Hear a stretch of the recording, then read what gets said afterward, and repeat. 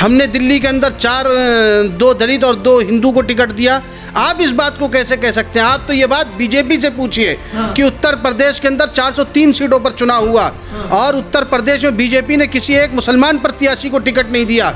गुजरात के अंदर चुनाव हुआ, किसी एक मुसलमान प्रत्याशी को टिकट नहीं दिया। और इसी तरह मध्य प्रदेश में चुनाव हुआ, किसी एक मुस्लिम प्रत्याशी को टिकट नहीं दिया। आप बात करिए बीजेपी की, वो नफरत की राजनीति करते हैं। AIMIM इस मुल्क के अंदर मोहब्बत की राजनीति करती है। कर्नाटक का जो चुनाव है आप देख लीजिएगा, हम जिन सीटों पर चुनाव लड़ रहे हैं, जिन सीटों का भी गालिबन 3 सीटों का भी ऐलान हुआ है और जितनी सीटों का ऐलान होगा, आप ये समझ लीजिए AIMIM पूरे दम खम के साथ वहाँ पर चुनाव लड़ेगी। अब मैं अगर आपसे ये कहूँ, अभी 3 स्टेट में चुनाव हुआ, वहाँ तो AIMIM नहीं थी, वहाँ तो कांग्रेस थी। कि आम आदमी पार्टी बीजेपी की बी टीम है, इस बात को आप लिख लीजिए। क्योंकि हमने देखा दिल्ली के अंदर जब औरंगज़ेब के नाम से जो रोड था, औरंगज़ेब रहमतुल्लाह अलैह के नाम से जो रोड था, जब उसके नाम को बदला जाने लगा तो आम आदमी पार्टी की हुकूमत थी, दिल्ली के अंदर मुसलमान लीडरान थे, किसी में इतनी हिम्मत नहीं हुई कि कोई खड़ा होकर इस बात को कह सके कि ये नाम क्यों बदला जा रहा है इस रोड का। मैं खुद उस धरने में गया था और मैं वहाँ पर सुबह से शाम तक बैठा। मैंने देखा कि मेरे बराबर में दलित भी बैठे हुए थे वहाँ पर सरदार भी, सिख भी थे, ईसाई भी थे, तमाम मज़ाहिब के लोग बैठे हुए इम्तियाज़ जलील साहब के साथ। और आप किस शख्स की बात करते हैं? जो शख्स के ऊपर उंगली उठाए तो मुझसे ये कहूँगा कि वो अपने दामन को झाँक कर देख ले। मैं ये कहता हूँ दिल्ली के अंदर फसादात हुए, तो जब फसादात हुए तो आम आदमी पार्टी थी यहाँ पर। ताहिर हुसैन जेल में गए, मनीष सिसोदिया के लिए धरना होता है और ताहिर को पार्टी से निकाल दिया जाता है। ये है आम आदमी पार्टी जो कर्नाटक के अंदर चुनाव लड़ रही है। और मुझको लगता है कि राजस्थान के अंदर भी चुनाव लड़ेगी, क्योंकि अभी हमारा पहला मुंबई के अंदर कन्वेंशन हुआ था, उसमें मैं भी गया था। तो उसमें तकरीबन 16 से 17 स्टेट के लोग मौजूद थे, जो सदर, जनरल सेक्रेटरी, तमाम लोग मौजूद थे। मैंने वहाँ पर जज्बा देखा दलितों का, वहाँ जज्बा देखा मैंने हिंदुओं का, वहाँ जज्बा देखा मैंने आदिवासी लोगों का, मैंने वहाँ जज्बा देखा मुसलमानों का। मैंने खुद देखा, जो मेरे बराबर में एक तरफ बैठा था एक दलित था जो कि झारखंड से आया हुआ था, एक तरफ मेरे पास जो इधर आदिवासी आदमी बैठा हुआ था वो भी झारखंड के आए हुए थे। पीछे मैंने देखा कि उन्होंने ओवैसी साहब से जब सवालात करे तो पीछे जो शख्स बैठे हुए थे वो यूपी से एक हिंदू हमारे भाई थे, पंडित गए हुए थे। तो मुझको ऐसा लगा कि इस छत के नीचे जितने लोग बैठे हुए हैं, यहाँ तमाम मज़ाहिब के, तमाम मसलक के लोग हैं। और ये समझ लीजिए, जो लोग कहते हैं AIMIM नफ़रत की राजनीति करती है, AIMIM जो है नफ़रत की राजनीति नहीं करती, वो मोहब्बत की राजनीति करती है। वो ये कहती है कि दलितों की हिस्सेदारी जो है वो हिस्सेदारी दो, जो हिस्सेदारी मुसलमानों की है वो मुसलमानों को हिस्सेदारी दो, जो हिस्सेदारी आदिवासी लोगों की उनकी हिस्सेदारी क्यों नहीं देते? क्यों उन लोगों की हिस्सेदारी दबाकर आप लोग बैठे हुए हैं? वो सिर्फ इसी बात की हम लोग लड़ाई लड़ रहे हैं। और कर्नाटक का जो चुनाव है आप देख लीजिएगा, हम जिन सीटों पर चुनाव लड़ रहे हैं, जिन सीटों का भी गालिबन 3 सीटों का भी ऐलान हुआ है और जितनी सीटों का ऐलान होगा, आप ये समझ लीजिए AIMIM पूरे दम खम के साथ वहाँ पर चुनाव लड़ेगी। लेकिन आप तो मुसलमान प्रत्याशी को उतारते हैं ना, टैग लगा हुआ है, मुसलमानों के लीडर हैं आपके नेता। गाजियाबाद से हमने जो उतारा था वो पंडित थे, पंडित गामा थे, जिनको हमने गाजियाबाद से टिकट दिया। हमने दिल्ली के अंदर 2 दलित और 2 हिंदू को टिकट दिया। आप इस बात को कैसे कह सकते हैं? आप तो ये बात बीजेपी से पूछिए कि उत्तर प्रदेश के अंदर 403 सीटों पर चुनाव हुआ और उत्तर प्रदेश में बीजेपी ने किसी एक मुसलमान प्रत्याशी को टिकट नहीं दिया। गुजरात के अंदर चुनाव हुआ, किसी एक मुसलमान प्रत्याशी को टिकट नहीं दिया। और इसी तरह मध्य प्रदेश में चुनाव हुआ, किसी एक मुस्लिम प्रत्याशी को टिकट नहीं दिया। आप बात करिए बीजेपी की, वो नफरत की राजनीति करते हैं। AIMIM इस मुल्क के अंदर मोहब्बत की राजनीति करती है। इस पार्टी के अंदर न तो नफ़रत फैलाने वाले लोग रह सकते हैं, न नफ़रत को जो है लोग ओढ़ना जानते हैं। यहाँ तो मोहब्बत करने वाले लोग हैं। ये लोग ये कहते हैं कि जैसे दलित हमारा भाई है, ऐसी मुसलमान हमारा भाई है, ऐसी हिंदू हमारा भाई है, इसी तरह सिख हमारा भाई है। और हम लोग एक प्लेट में खाना पसंद करते हैं, लेकिन इसको फायदा पहुंचा रहे हैं। कर्नाटक में किसको हराने जा रहे हैं? अब मैं अगर आपसे ये कहूँ, अभी 3 स्टेट में चुनाव हुआ, वहाँ तो AIMIM नहीं थी, वहाँ तो कांग्रेस थी, वहाँ क्या नाम वो ममता दीदी थी, ये पार्टियां थी वहाँ तो हम तो नहीं थे, तो वहाँ कैसे जीत गई बीजेपी? ये तो सवाल मध्य प्रदेश में जब पिछली बार चुनाव हुआ वहाँ तो हम नहीं गए थे, वहाँ कैसे बीजेपी आ गई? और इसी तरह गोवा में चुनाव हुआ वहाँ तो हम नहीं गए थे, उत्तराखंड में चुनाव हुआ वहाँ तो हम नहीं गए थे। मतलब अगर हम अपने कदम को आगे बढ़ा रहे हैं, इस मुल्क की जो हमें जिस बात की इजाज़त देता है ये मुल्क कि आप अपनी पार्टी बनाकर आगे बढ़ें, अगर हम आगे बढ़ लें तो हम बीजेपी को फ़ायदा पहुंचा रहे हैं। जहाँ मजबूत है वहाँ आप नहीं जाते, जहाँ भाजपा कमज़ोर रहती है वहाँ आप जाते हैं भाजपा को जिताने के लिए। फिर आप आम आदमी पार्टी के बारे में क्या कहेंगे कि जो आम आदमी पार्टी गुजरात के अंदर जाकर कूदी, इसका तो वहाँ नामो निशान नहीं था और वहाँ जाकर ये कूदी और इसने जो है वहाँ बीजेपी को बिल्कुल ऊपर तक ले गई, इसके बारे में आप क्या कहेंगे? उत्तराखंड के अंदर बीजेपी ने चुनाव, आम आदमी पार्टी ने लड़ा, क्यों लड़ा? वहाँ तो उसका ज़मीनी स्तर कुछ भी नहीं था। इसी तरह उस टाइम वहाँ पर चुनाव हुए हिमाचल प्रदेश में, वहाँ जाकर इन्होंने चुनाव लड़ा, क्यों लड़ा? गोवा में जाके चुनाव लड़ा, पूरा बीजेपी को आम आदमी पार्टी ने फ़ायदा पहुँचाया गोवा में, वरना वहाँ कांग्रेस की गवर्नमेंट आनी थी अगर ये आम आदमी पार्टी नहीं जाती। मैं इस बात को बिल्कुल इस बात को कह सकता हूँ कि आम आदमी पार्टी बीजेपी की बी टीम है, इस बात को आप लिख लीजिए।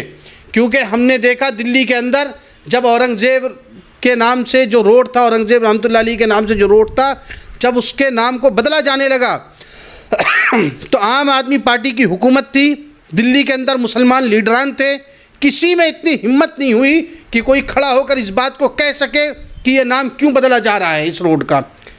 और लेकिन देखिए आप, औरंगाबाद का नाम बदला जाने लगा तो यही AIMIM के जो है MP इम्तियाज़ जलील साहब, वो खड़े हो गए, उनके साथ पूरे लोग खड़े हो गए वहाँ पर। उन्होंने आवाज़ उठाई इस बात की कि आप नाम बदलने की राजनीति मत करिए, आप काम करने की राजनीति करिए।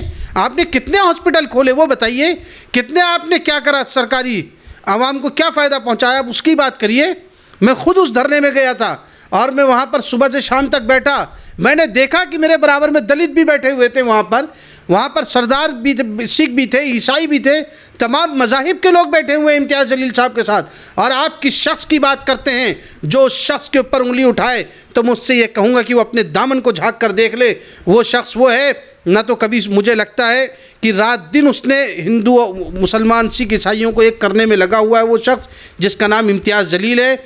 आप ये देखिए, दिल्ली का चुनाव निमटता है, उसके बाद वो शख्स कितनी जल्दी तैयारी करते हैं वो कि बम्बई के अंदर एक कन्वेंशन पार्टी का रख दिया जाता है, 16 स्टेट की पार्टियों का। क्या मिला उस अधिवेशन में?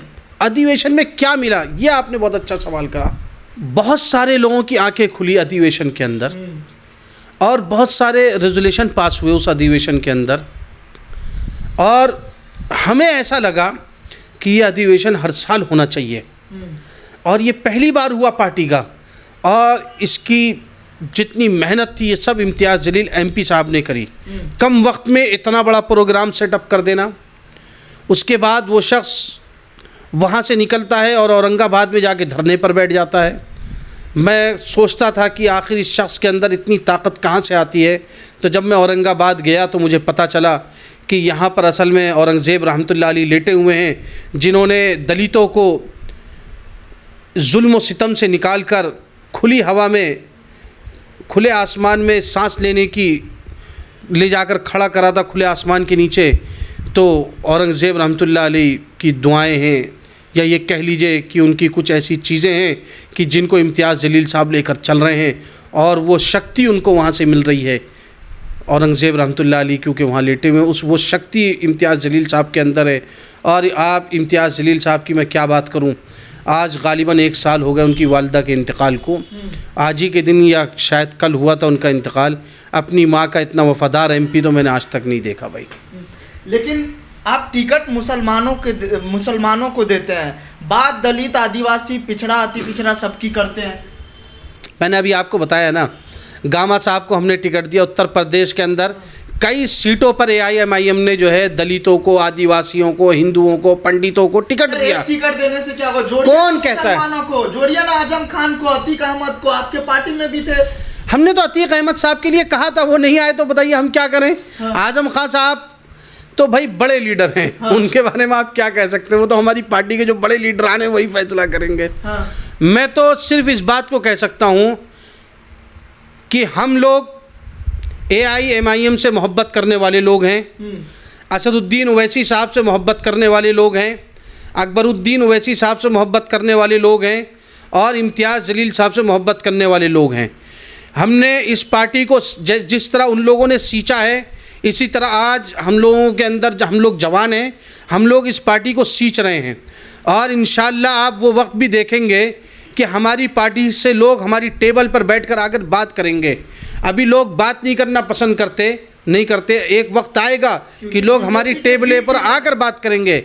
मैंने अभी आपको बताया कि आपने कहा बीजेपी की बी टीम, मैं ये कहता हूँ दिल्ली के अंदर फसादात हुए, तो जब फसादात हुए तो आम आदमी पार्टी थी यहाँ पर। ताहिर हुसैन जेल में गए, मनीष सिसोदिया के लिए धरना होता है और ताहिर को पार्टी से निकाल दिया जाता है।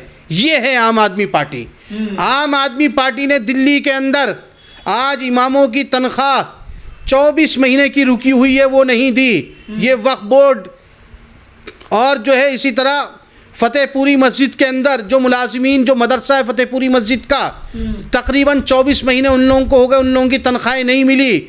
मैं पूछना चाहता हूँ अरविंद केजरीवाल, जवाब दो, तुम्हारी हुकूमत है दिल्ली के अंदर, क्या इन इमामों के बच्चे नहीं हैं, इन इमामों के बीवी बच्चे और ख़ानदान नहीं है? क्या ये लोग भूखे रहेंगे? लेकिन तुम ये बात समझ लो, अगर तुम इनकी तनख्वाहें दोगे या नहीं दोगे वो तुम फैसला करो, लेकिन हम तुमसे भीख नहीं मांग रहे। हम ये कह रहे हैं कि वक्फ बोर्ड हमारा है, हमारे बड़े बूढ़ों ने अपनी जगहें वक्फ बोर्ड को दी हैं। वो इसीलिए दी थी कि हमारे जो इमाम, मुअज्जिन, जो हमारी बेवाएँ हैं, उनको उससे जो किराया मिले वो अदायगी करी जाए। कहाँ है अरविंद केजरीवाल? क्यों इसको जो है ऐसे लोगों के हाथ में दे रखा है जिससे हमें परेशानियां उठानी पड़ रही हैं, हमारे इमामों को परेशानियां उठानी पड़ रही हैं? मैं फिर अरविंद केजरीवाल को ये बात कहना चाहता हूँ, जिस तरह आप नफ़रत की राजनीति इस मुल्क के अंदर कर रहे हैं, मैं कहूँगा जिस तरह बीजेपी और आम आदमी पार्टी, क्योंकि दिल्ली फसाद का ज़िम्मेदार आम आदमी पार्टी है बिल्कुल खुले तौर पर। अगर वो चाहते 62 विधायक थे, हर विधायक से कहते 1,000 आदमी हमें चाहिए, 62,000 आदमी होता, जाकर जो है LG के घर के सामने बैठ जाते, मैं देखता कैसे दूसरे दिन दंगा हो सकता था। ये तो अरविंद केजरीवाल ने चाहा कि दंगा हो तो दंगा हुआ है। ये ज़िम्मेदार आम आदमी पार्टी और अरविंद केजरीवाल इन दंगों का ज़िम्मेदार है।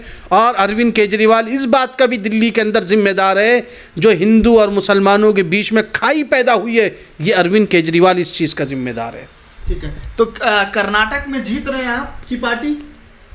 जीत और हार ये फैसला आवाम करती है। हमारा काम है मेहनत करना और हम घर घर जाकर बच्चे, बूढ़े, जवान, हम सबको टच करेंगे और घर घर जाएंगे और इंशाल्लाह आप देखिएगा हम बहुत अच्छा रिज़ल्ट लेकर आएंगे कर्नाटक के अंदर। इस बात की हमें पूरी उम्मीद है।